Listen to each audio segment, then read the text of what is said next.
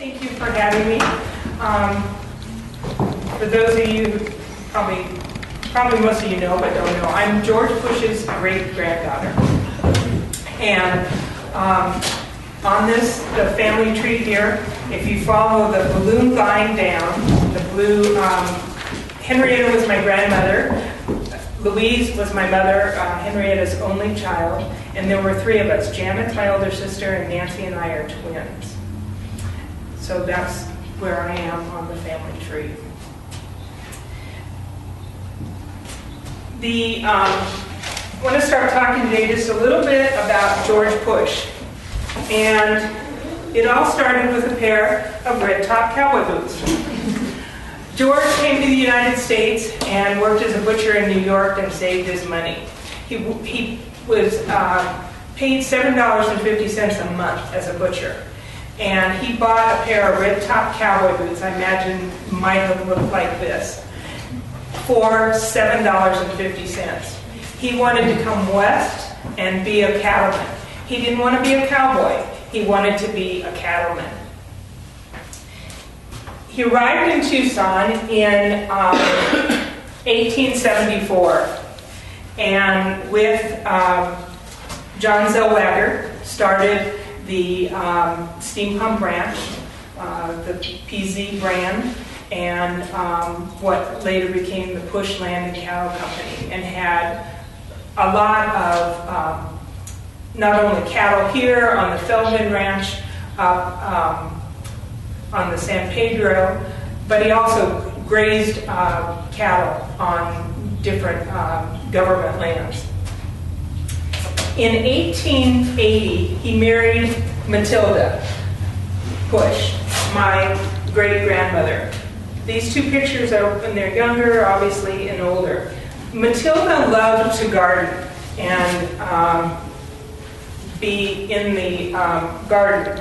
My sister, my older sister Janet, I think follows her. She has acreage, always has a garden every year, has cattle, and she has Matilda's narcissus and amaryllis flowers that were Matilda's, that she still grows today. George loved to be out on the ranch, and this is a picture when he is much older, maybe even after he had was ill later in life. But he liked to be on the ranch in the corrals with the cattle. And in this poster, you'll see pictures of the corral. One of the stories that George always heard about George was, one of his favorite expressions was "pie got." And when he was in the corral one time, one of the steers started to charge him, and he ran for the fence. You can see in several of these pictures of mesquite fences. His belt came loose, his pants came down, and he tripped.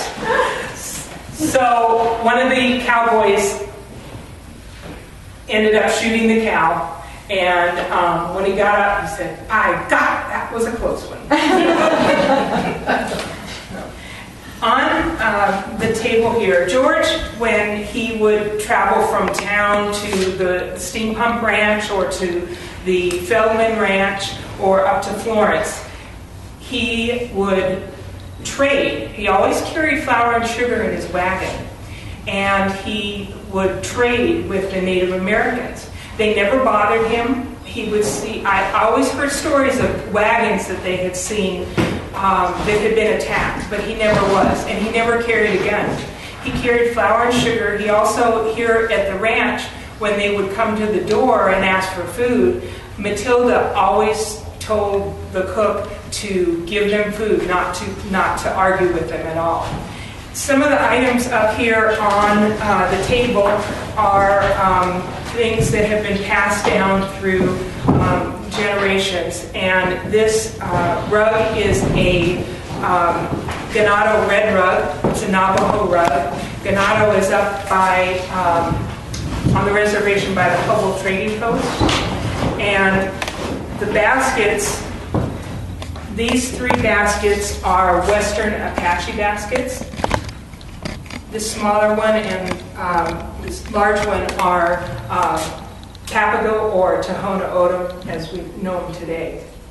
And they were probably some of the items that were traded for flour and sugar.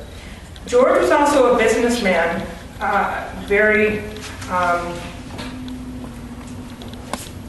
well-known, big, lot of business. He had a butcher shop.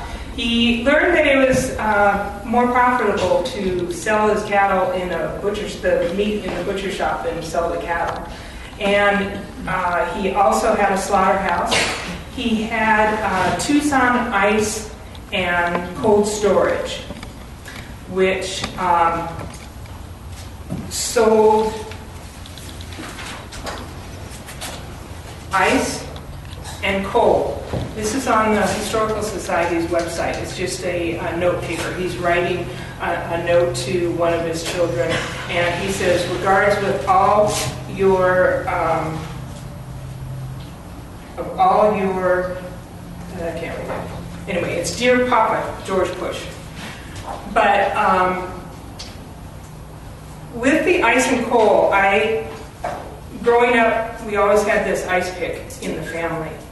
And I thought it was going back to George. There's a phone number on it of 34. In Tucson, the first commercial phone was put into existence in 1881. But on here, it has on 4 sides. 2 of the sides say Arizona Fuel and Supply. Another side says ice and coal. And the 3rd side says phone number 34. So I have to do more research to see if there's some connection to George. But that was always handed down. Wow. Now I want to talk about George's children. This picture is probably the most complete one I have of all the children. The only one missing is George's youngest son, Walter, here in yellow. But this is Fred, and I added Henrietta, and my grandmother, and Mabel. This is Frank, this is Gertrude, George's oldest daughter's son, and Wilhelmina, we called her Aunt Mimi. One of the aunts that I knew the best is Gertrude, the oldest daughter. We called her Aunt Tootsie. And George Jr., his wife Roberta, and then Uncle Gus, or Gus Canabi, was Aunt Mimi's husband. The first daughter that I'm going to talk about is Aunt Tootsie, Gertrude. And she was one of the first students at the University of Arizona. She married Henry Ziff. He was a postmaster for 4.5 years. She also worked as an assistant. There's a document in the Historical Society's papers that show her signing that where she worked for the post office. In this, the way I remember Aunt Tootsie are probably this picture. This is Aunt Mabel and Aunt Tootsie. This picture was taken at my wedding in 1972, and on her lap is my oldest sister's son, Jimmy. And he's down in the blue. He's the 4th generation. He has 4 children who are now the 5th generation. And they live in Tucson.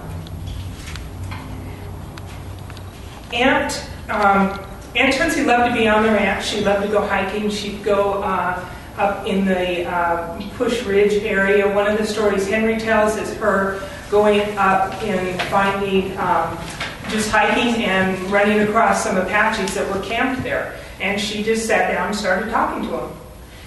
The other story was of her riding a black stallion, which was very frisky, and the story was that they thought she was going to end up dying on that horse.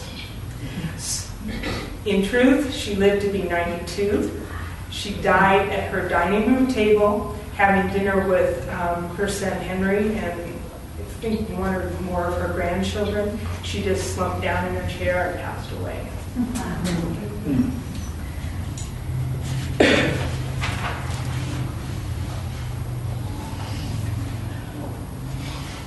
George Jr., the second child, let me back up a second. I missed two of the children. George had two children that did not live very long, Tilly and Jenny.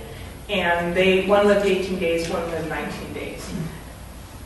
I learned that Tilly is short for Matilda. When I've been doing some research, one of the relatives back in Germany has done a family tree, very extensive family tree, and on it he has Jenny and Matilda. George Jr. Was married to Roberta but had no children, and he managed the Cañada del Oro Ranch, which was just south of here. The fence out here to the south was the border of that ranch and this ranch. That's the ranch that I remember. That's the ranch I grew up knowing that we would go to. We always were told and knew about the steam pump ranch and would go to the fence and look over and see, look at the steam pump and things like that. But we always were told about the history of this ranch. In this picture, there are, I call it the Four Sisters picture. Down here are Henrietta, my grandmother, Maybelle, Gertrude, and Wilhelmina. This is, the sign was on Oracle Road, and the 4-H member was Frank's, the foreman's son.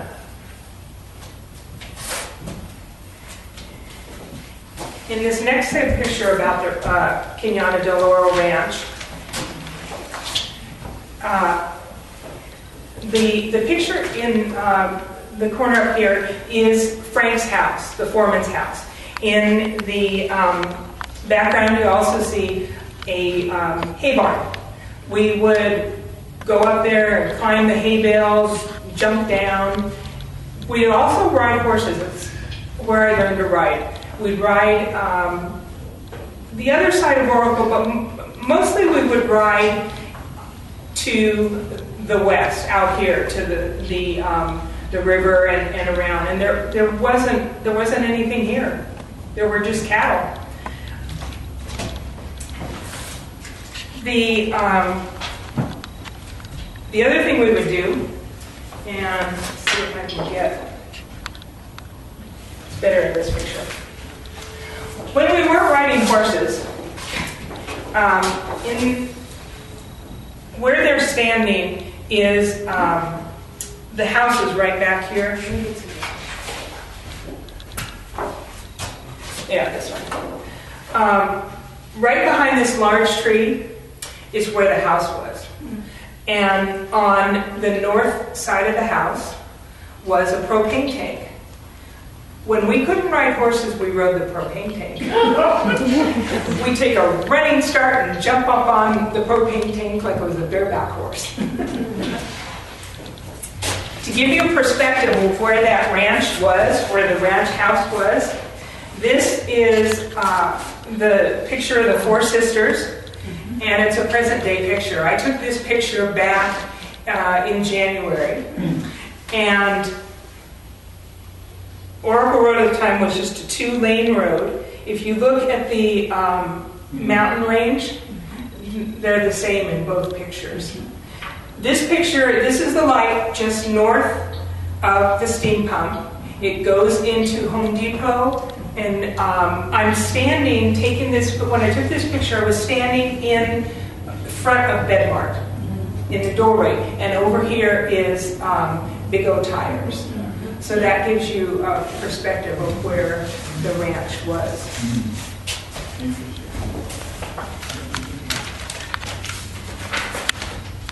The next daughter, their second daughter, was Henrietta, my grandmother. She was known as Etta, and she attended the university also, and I have several references of her being in a sorority. One of my goals is to get down to the U of A and do some more research and find out exactly. The only one I have a reference on is the youngest son as far as graduating, so I want to find out more. She married Hugh Ballinger, who was in World War II. He also worked at worked with George Steam Pump Ranch. He did the books for the Steam Pump Ranch. And he also, 5 years prior to his death, he worked for the Internal Revenue Service.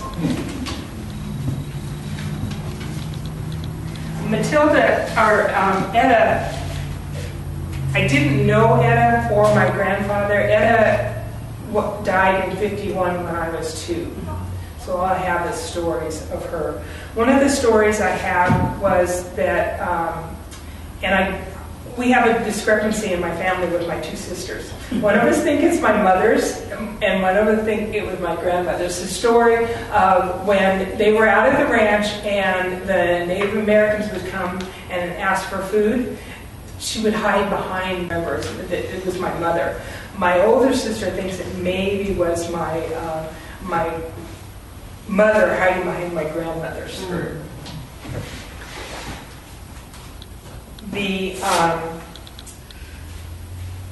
Etta, the last 4 years before she passed away, she worked for the Arizona, she was superintendent at the Arizona Children's Home. And this, I don't know for sure, but I believe it's a publicity picture of her greeting the children at the Arizona Children's Home. I like to think that my love for children came from her. Do you know where that building was? No, I don't. No, that's another research questions that I need to do. My mother, Louise Marie Ballinger, lived here at the Steam Pump Ranch until she was school age. And I think that's partly because my grandfather did the books and things for the ranch. But they lived here. Once she became school age and needed to go to school, they moved into town. And I read an article about her after she got married, an announcement in the paper about her marriage, and it said she got married at the historic Steam Pump Ranch, run by her uncle George Jr. and Roberta. But I really think they were talking about the Cañada del Oro Ranch, because they George and I don't think he may have managed his ranch, but when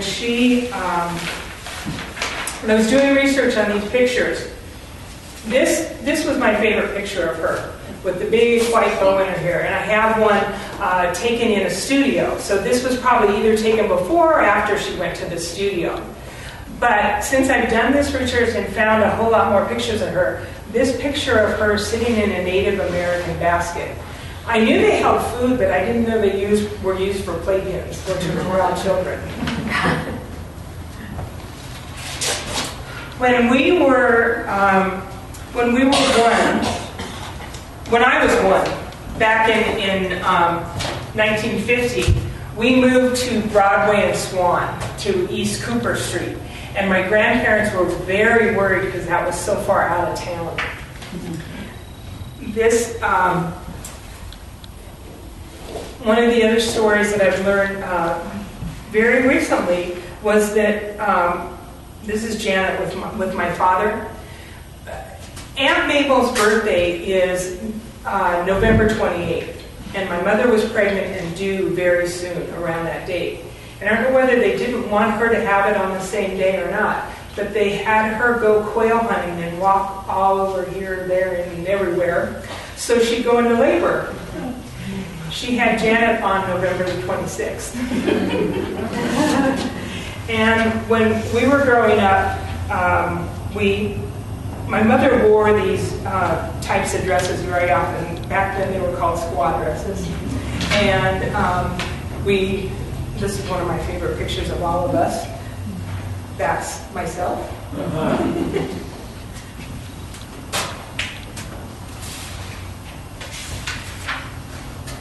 Wilhelmina, or Aunt Mimi, as we knew her, was born on West Jackson Street. And West Jackson Street is about where the convention center is now. It's La Placita in the convention center. There's, if you are on Stone and right past Broadway, there's the first street is Jackson Street. So I have a email out to get more pictures of Aunt Mimi. But she was a, this is their house that Uncle Gus and Aunt Mimi lived on. It's at 1924 East Hawthorne. If you're standing on Campbell at the University Mall, the street right across the street is Hawthorne. And the house is like 5 houses down. That's the house I remember going to and visiting with them. Aunt Mimi was a military wife.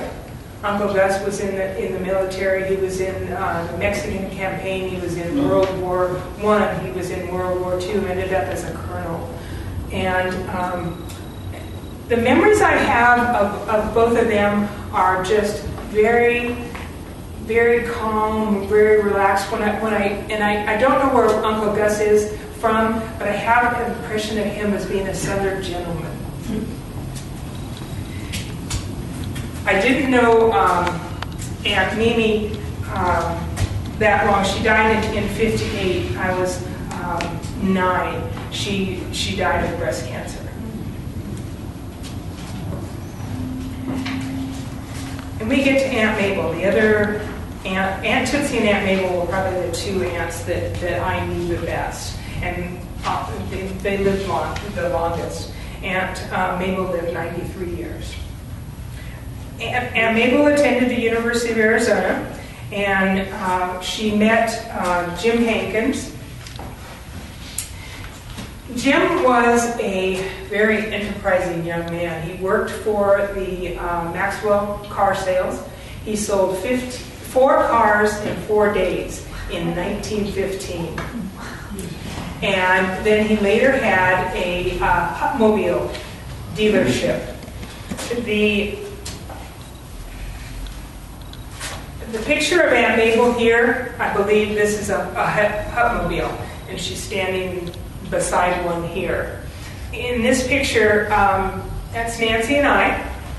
This is Jim Hankins, her husband, Aunt Mabel, and Hank, Henry Gertrude's son.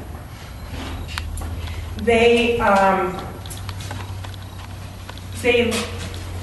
lived in Tucson and then later moved to Uniontown, Pennsylvania, where Jim was from, and he became a lumberman. But they came back to Tucson every year.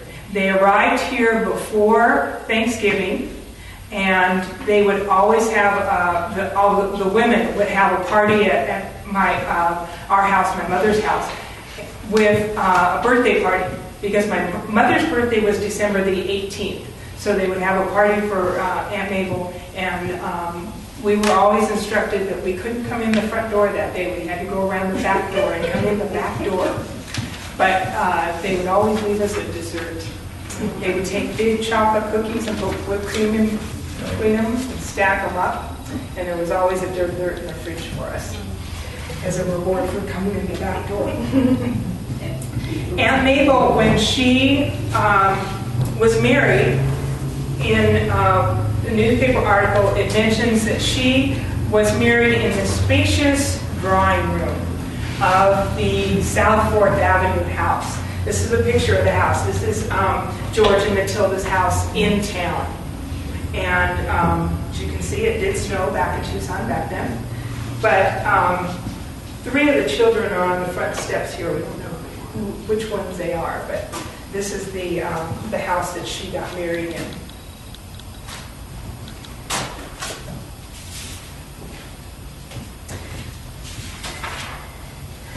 Fred, other than that, the other picture I showed you with all the family members, I don't have any other pictures of Fred. He was married for a short time, and he was also in World War II. One of the newspaper articles states that he was one of the first young men to enlist in World War II. In this picture, poster of the steam pump here on the ranch. Oops, wrong picture.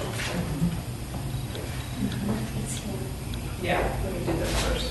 This is a picture of Fred standing in the doorway of the steam pump, and this is the side that faced Oracle Road.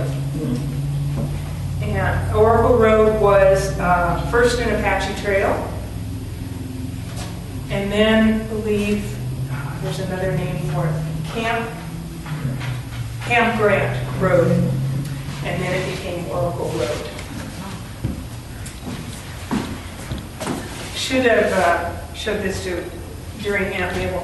Aunt Mabel get my notes so I can do this. Jim, in the wedding announcement, Uncle Jim was listed as an enterprising young businessman, and Aunt Mabel, one of the most well-known girls in the young social set, has endeared herself to all that know her. When I put these pictures together, I imagine Aunt Mabel and all the children, Aunt Tootsie's. She's in several of these, and my grandmother. My grandmother is right here in this picture. I imagine them coming out to the ranch and partying. What I found interesting is sitting out in the ranch in suits and ties and hats and all dressed up. Yes, that is water. The Canyon del Oro ran all the time back then. So they did. In the poster of my grandparents, there's a picture of my mother swimming with my grandfather in the river. Walter Sr. is the one that I have a record of that graduated from U of A. And I have started to do a little bit of research. He was in the class of 1920. This is a list of the class. And these are from the 1918 yearbook at the U of A. This is a picture of the class of 1920. Wow. I haven't gotten to look at the rest of the yearbooks, or I just started with the oldest one. When I put in a search for Pusch, it came up with 1918 as the first one. He was also in Sigma Nu fraternity. And this picture of the fraternity, I have yet to pick him out. We'll work on that. And also what I thought very interesting, because he managed the ranch, the Pusch Land Account, until 1925 when he moved to California. He was in the agricultural club at the U of A. that's a picture of the club. And they probably still have the same Aggie house on campus that they had then. Yeah, the ag house is still, they still have the ag house. Once he moved to California, he worked as a petroleum equipment executive. And his grandson, Walter Pusch III, still lives in Northern California.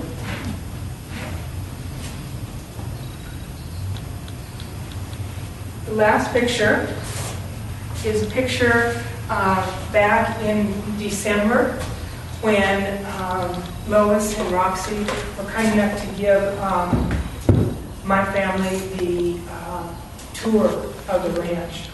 And this is